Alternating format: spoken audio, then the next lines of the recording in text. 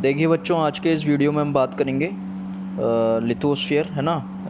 अपना जो है टॉपिक लिथोस्फीयर अपन कंप्लीट करेंगे आज। और इससे पहले का जो वीडियो था उसमें हमने इंट्रोडक्शन वीडियो था वो, और अगर आपने वो वीडियो नहीं देखा है तो you can watch that video lecture on our channel. Okay, उसमें बताया था कि लिथोस्फीयर क्या होता है, बायोस्फीयर, हाइड्रोस्फीयर, ठीक है। थोड़ा थोड़ा जो कुछ भी है उसका इंट्रोडक्शन दिया था। तो आज इसे डिटेल में समझेंगे कि लिथोस्फीयर होता क्या है। ओके, तो देखते हैं। The solid portion of the earth is called the lithosphere. जो सॉलिड पोर्शन होता है अर्थ का वही लिथोस्फीयर होता है, जिस पर अपन रह रहे हैं। ओके, और सॉलिड पोर्शन है और it comprises the rocks of the earth's crust and the thin layers of soil that contain nutrient rich elements which sustain organisms। ठीक है। और इस सॉलिड पोर्शन में है क्या? सॉलिड पोर्शन जनरली आपकी बनी किससे? अर्थ क्रस्ट से। ठीक है। तो आपके जो अर्थ जो है उसके 3 पार्ट्स हैं, आपको पता है। अर्थ जो है उसके 3 पार्ट कौन कौन से हैं? क्रस्ट जो कि ऊपर का पार्ट होता है, ठीक है, एंड मेंटल, ओके, जो कि थोड़ा नीचे हो जाता है, थोड़ा नीचे जाने पर, और फिर बीच में होता है कोर। ओके, तो क्रस्ट, मेंटल, कोर। तो क्रस्ट सबसे ऊपर का होता है, अपर लेयर, ठीक है। तो इसी पर अपन रहते हैं। तो अर्थ क्रस्ट रहता है, rocks of the earth crust, thin layers of soil, मिट्टी है, और उसमें जो है आपके न्यूट्रिएंट पाए जाते हैं, एलिमेंट्स कई सारे, ठीक है। तो इसी से जो है जीव जंतु सर्वाइव कर रहे हैं, सस्टेन कर रहे हैं। There are 2 main divisions of the earth surface. तो 2 डिविजन्स होती हैं अर्थ सरफेस की। कैसे? अर्थ सरफेस को भी उन्होंने, अपन लोगों ने जो है 2 डिविजन्स में बांट दिए हैं। तो देखेंगे, the large land masses are known as the continents and the huge water bodies are called the ocean basins. ठीक है। लार्ज लैंड मासेस, सबसे ज़्यादा मात्रा में जो भी लैंड है ज़मीन पर, तो वो उनको अपन ने कॉन्टिनेंट बोलते हैं। ठीक है, उनको अपन कॉन्टिनेंट्स बोलते हैं, महाद्वीप। एंड ह्यूज वाटर बॉडीज़, जितनी भी सारे वाटर बॉडीज़ हैं, मतलब जिसमें पानी भरा हुआ है, वो सब ओशियन है, ओशियन बेसिन्स। तो कितने कॉन्टिनेंट्स हैं, कितने ओशियंस हैं? Let's discuss. All the oceans of the world are connected with one another. सारे ओशियंस एक दूसरे से कनेक्टेड हैं बेटा। Look at the map of the world, figure 1.5.1। Are all the land masses connected with one another. तो आपने अगर figure 1.5.1 देखेंगे तो यू कैन ईजिली अंडरस्टैंड, समझ जाएंगे आप। ठीक है। तो ये जो दिया गया है आपका, आप थोड़ा फ़ोन को ऐसे करके रोटेट करके देख सकते हैं। Figure 5.1, the world continents and oceans दिए गए हैं। तो ये देखेंगे, पैसिफिक ओशियन है, अटलांटिक ओशियन है, इंडियन ओशियन है, साउदर्न ओशियन है, एंड आर्कटिक ओशियन है। तो you can see in your notebook, आप नोटबुक में अपनी देख सकते हो, या वीडियो पॉज करके भी देख सकते हो। ओके, तो सभी जो ओशियंस हैं इसमें देख रहे हैं कि सभी एक दूसरे से कनेक्टेड हैं। ठीक है। क्या सभी लैंड मासेस आप देख रहे हैं, कॉन्टिनेंट्स जितने भी हैं, देयर आर 7 कॉन्टिनेंट्स। तो ये सभी एक दूसरे से कनेक्टेड हैं? नहीं है, है ना। तो इनके जो लैंड मासेस हैं वो एक दूसरे से कनेक्टेड नहीं है, लेकिन ओशियंस जो है वो कनेक्टेड हैं। तो देखेंगे, the level of sea water remains the same everywhere. और जो लेवल है सी वाटर का मतलब समुद्र का जो भी पानी है आपका, उसका जो लेवल है, वाटर लेवल, वो सेम ही है सभी जगह पर। और elevation of land is measured from the level of the sea which is taken as 0। और आप याद रखना बेटा कि आप किसी भी ऊंचाई को माप रहे हैं, लैंड पर, ज़मीन पर जो भी कुछ ऊंचाई है, जैसे पर्वत पठार, माउंटेन, प्लेट्यूज, प्लेन्स वगैरह, ये सभी जो भी हैं, इनकी अगर आप ऊंचाइयाँ माप रहे हैं, एलिवेशन, तो we will measure from the level of sea, है ना। सी लेवल से ही अपन उसे मेज़र करेंगे, क्योंकि सभी जगह वो सी लेवल जो है समान रहता है। अगर आप लैंड से मापेंगे तो आप बेटा लैंड का तो कभी मतलब जो है थोड़ा नीचे होगा, थोड़ा ऊपर होगा, तो जो है लेवल जो आप मेजरिंग करेंगे तो वो ठीक से आ नहीं पाएगा ना, उसका एलिवेशन, उसकी हाइट आप ठीक से मेज़र नहीं कर सकते हो। लेकिन सी लेवल जो है वो सभी जगह इक्वल है, तो we can measure from the level of the sea. ठीक है। और इसी को 0 बोला जाता है, 0 से मापते हैं अपन। ओके, तो ये फिगर आप अच्छे से देख लेना इन योर नोटबुक। देखते हैं, the highest mountain peak Mount Everest is 8,848 metres above the sea level. तो ये हाइट दी गई है माउंट एवरेस्ट की, है ना, मीटर्स में, और सी लेवल से ही मापते हैं। तो greatest depth of the 11,022 metres is recorded at Mariana Trench in the Pacific Ocean. और पैसिफिक ओशियन आपने देखा फिगर 5.1 में, पैसिफिक ओशियन है, उसमें सबसे गहरी जो गर्त है, ठीक है, डेप्थ है, ठीक है, तो वो है, उसका नाम है गर्त का मरियाना ट्रेंच, है ना, जो कि पैसिफिक ओशियन में है। और उसकी हाइट, उसकी जो है गहराई आपकी दी गई है 11,022, काफ़ी ज़्यादा है माउंट एवरेस्ट से भी। Could you imagine the depth of sea is much more than the highest point. तो आपने देखा कि डेप्थ जो सी की गहराई थी वो कितनी ज़्यादा थी, much more than the highest point. Highest point mount Everest से भी ज़्यादा है। ओके, अब ये डू यू नो में अपन पढ़ लेते हैं कि ये बहुत अच्छा फैक्ट है, इसमें आपको याद ही करना है ना, रिमेंबर रखना है आपको। एडमंड हिलेरी न्यूजीलैंड से थे एंड तेंजिंग नोर्गे शेरपा इंडिया से were the first man to climb the highest mountain peak Mount Everest on the planet earth on 29 मई 1953।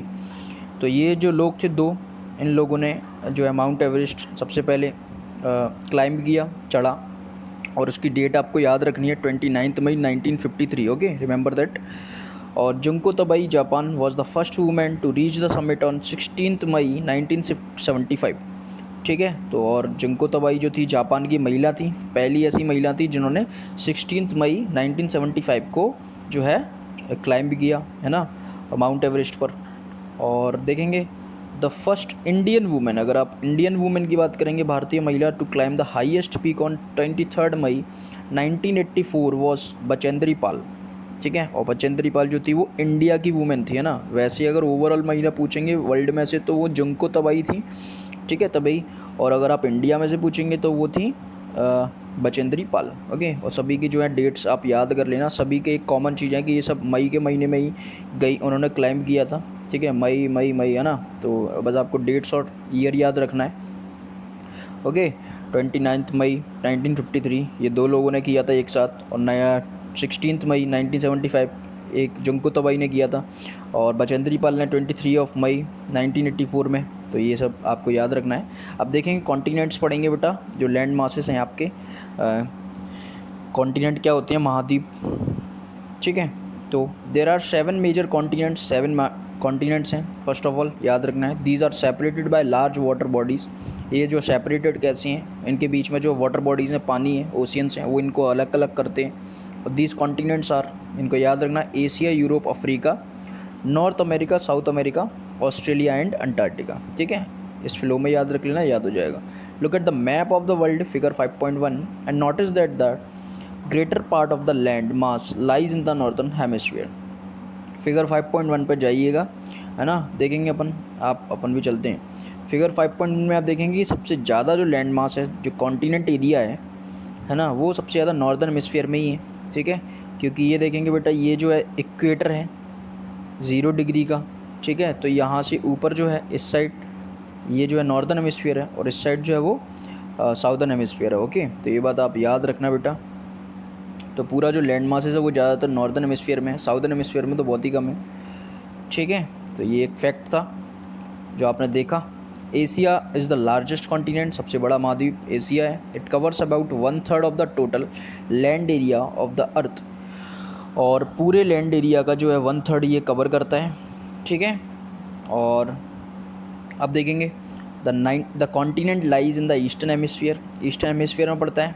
ठीक है, ईस्टर्न हेमिस्फीयर में आप कंफ्यूज नहीं होना है। ठीक है, कि ईस्टर्न हेमिस्फीयर क्या होता है, नॉर्दर्न हेमिस्फीयर क्या होता है, साउदर्न वेस्टर्न हेमिस्फीयर, ये अपन प्रीवियस चैप्टर्स में पढ़ चुके हैं, बहुत अच्छे से हेमिस्फीयर बता दिया था। ओके, ठीक है, एक बार और बता देता हूँ। ये आपकी अर्थ है, अर्थ के ये जो लाइंस होती हैं वर्टिकल, ठीक है, खड़े में, वो होती हैं लॉन्गिट्यूड्स, और ये जो होती हैं वो होती हैं लैटिट्यूड्स। तो यहाँ ये 0 डिग्री और यहाँ ये 0 डिग्री, तो 0 डिग्री तो ऊपर जाएंगे। लैटिट्यूड्स की बात करें तो ये नॉर्थ और साउथ, और अगर आप लैटिट्यूड्स की बात करें तो नॉर्थ और साउथ, है ना, ये नॉर्थ, इसके ऊपर 0 डिग्री के ऊपर नॉर्थ और 0 डिग्री के नीचे साउथ। और अगर लॉन्गिट्यूड की बात करें तो यहाँ पर वेस्ट और यहाँ पर ईस्ट। ठीक है, तो ये बात याद रखना। तो आपका जो एरिया है वो एशिया यहाँ पड़ता है ईस्टर्न हेमिस्फीयर में। हेमिस्फीयर इसीलिए बोलते हैं क्योंकि ये पूरा स्फीयर है, इसका आधा हो जाएगा क्या, हेमिस्फीयर, मैथ्स में पढ़ा होगा ना। हाँ, देखते हैं अब क्या है, कहाँ थे। हाँ, the Tropic of Cancer passes through this continent. आपकी ट्रॉपिक ऑफ कैंसर 23.5 डिग्री यहीं से निकलती है। Asia is separated from Europe by the Ural Mountains on the west, figure 5.1। Asia जो है सेपरेटेड है किससे, यूरोप से। किसके द्वारा, यूरल माउंटेन्स बीच में पड़ती हैं, है ना। और the combined land masses of Europe and Asia is called the Eurasia. ठीक है। और अगर आप दोनों मासेस को कंबाइन करके चलेंगे तो इनको बोलेंगे यूरेशिया, क्योंकि यूरोप और एशिया का दोनों का पार्ट आ जाता है, ठीक है। तो ये जो कुछ फैक्ट थे एशिया के बारे में। अब यूरोप के बारे में देखेंगे। Europe is much smaller than Asia.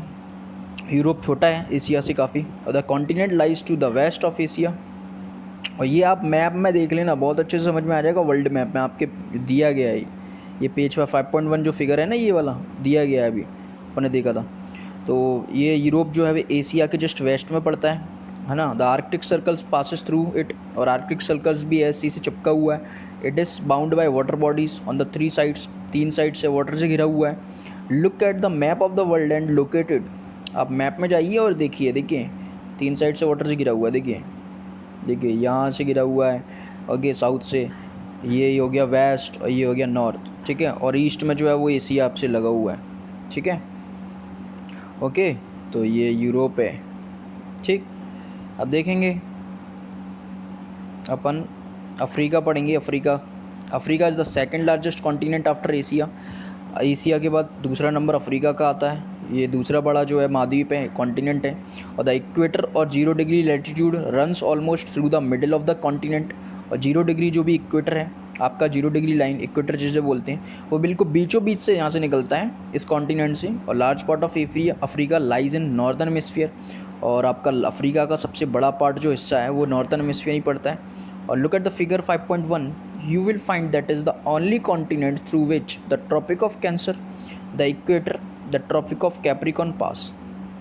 अब ये मैं आपको बता देता हूँ कि ये इकलौता ऐसा महाद्वीप वो है, महाद्वीप कॉन्टिनेंट, ठीक है। यहाँ से आप देखेंगे ये अफ्रीका पूरा।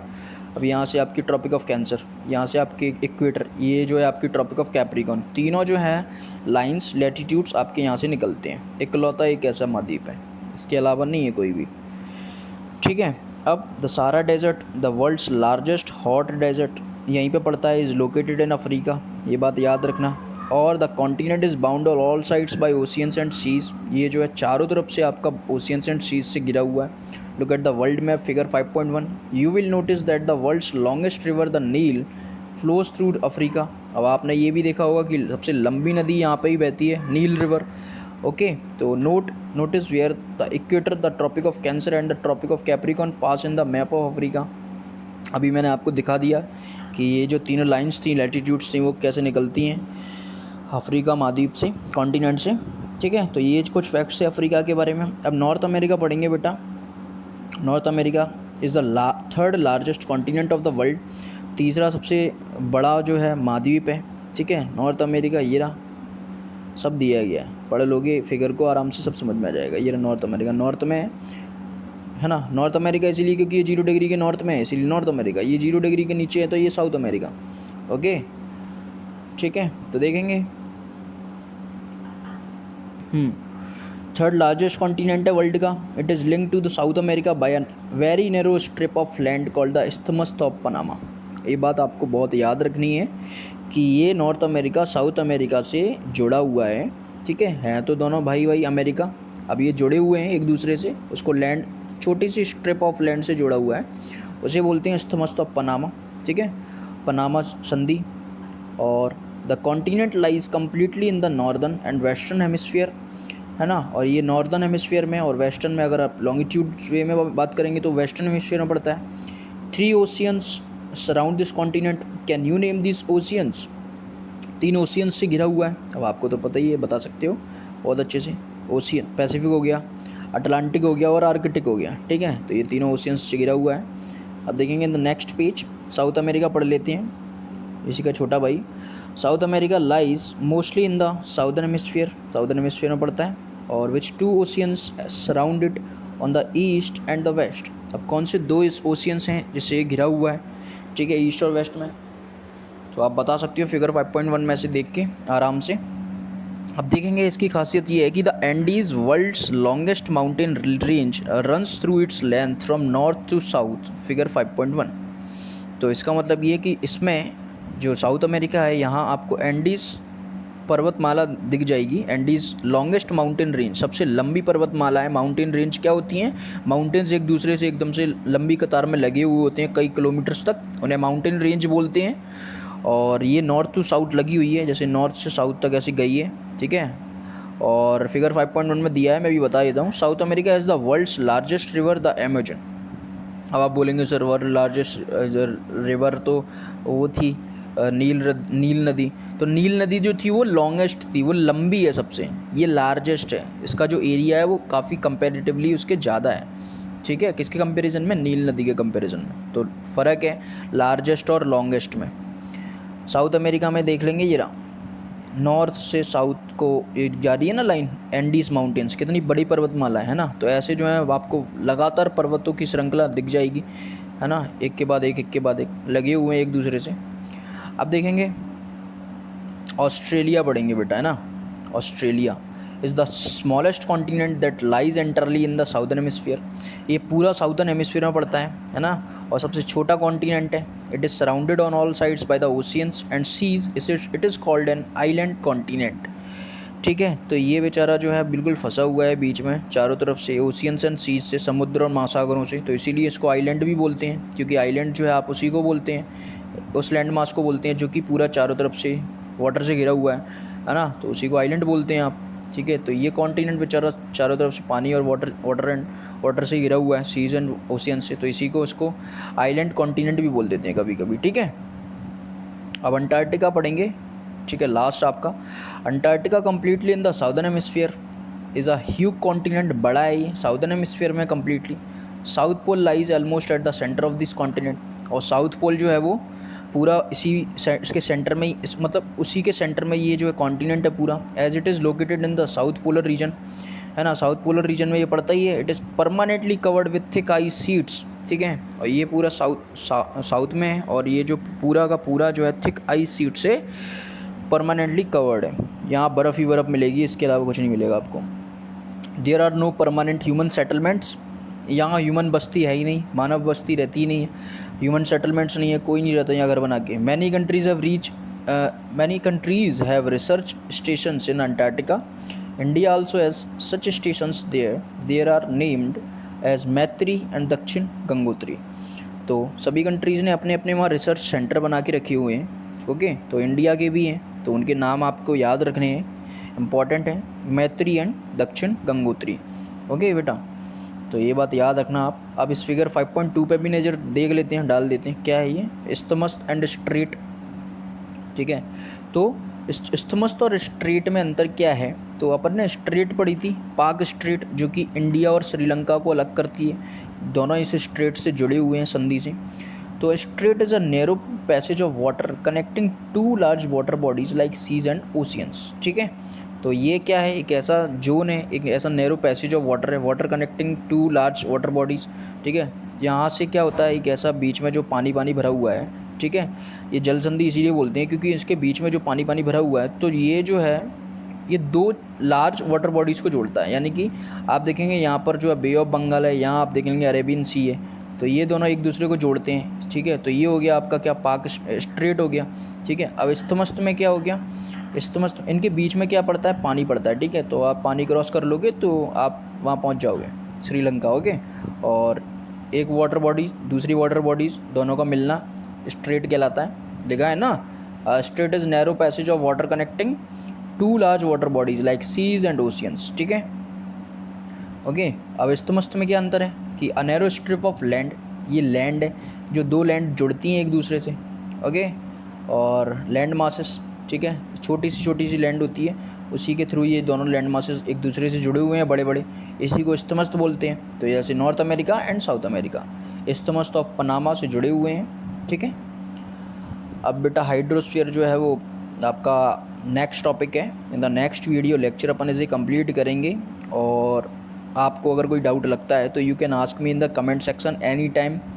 और अगर आप मुझे आप पर्सनली DM भी कर सकते हैं, मैसेज कर सकते हैं, ओके। मैंने डिस्क्रिप्शन बॉक्स में लिंक दे दी है अपनी ID, ओके। एंड अगर आपको वीडियो अच्छा लगता है तो लाइक, सब्सक्राइब एंड शेयर ज़रूर करें बेटा, ज़रूर करें, ठीक है, क्योंकि इससे हमें पता चलता है कि हमारे वीडियोस कैसे बन रहे हैं। हाँ, कमेंट्स ज़रूर करें, कमेंट करके बताएं कि हमारे वीडियोस कैसे हैं, है ना। डू कमेंट प्लीज़, है ना, इससे हमें पता चलता है, हमें मोटिवेशन मिलता है बेटा, ठीक है। तो मिलते हैं in the next video, till then good bye, take care and thank you.